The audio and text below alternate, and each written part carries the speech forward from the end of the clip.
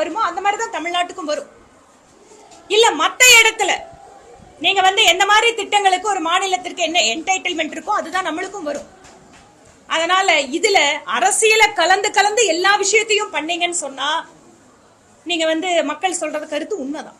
அதனால எதுல அரசியல் இருக்கணும், எது நிர்வாக வசதி, நிர்வாகங்கிறத மத்திய அரசு ஒரு சில நேரத்துல ஃபண்டை கொடுக்கும். அந்த ஃபண்டை எடுத்துக்கொண்டு போய் மக்களுக்கு அந்த திட்டங்களா சேர்த்த வேண்டியது மாநில அரசோட பொறுப்பு. இல்ல நான் மத்திய அரசு என்ன கொடுத்தாலும் நான் எதிர்ப்பேன் அப்படின்னு சொன்னா அதுக்கப்புறம் மக்கள் கஷ்டப்படதான் வேணும். சந்தோஷமா பாக்குறேன். ஏனென்றால் தமிழ்நாட்டுல எதிர்கட்சிகள் அப்படின்னாலே எதிரி கட்சிகள் மாதிரி கல்யாணம் நல்லது கெட்டது கூட போகாம இருந்த அரசியல் சூழ்நிலையில திரு சீமான் அவர்கள் திரு அண்ணாமலை பத்தி கடுமையா விமர்சனம் பண்ணியிருக்காரு. எங்களோட மாநில தலைவரும் நாம் தமிழர் கட்சி பத்தி பேசியிருக்காரு. ஆனா ரெண்டு பேரும் பார்க்கும்போது பாக்குறதுக்கே எவ்வளவு அற்புதமா இருந்தது இல்லையா? அந்த மாதிரி அரசியலை கடந்து ஒரு நாகரிகம் அப்படின்னு பார்த்தா அது நல்ல விஷயம்.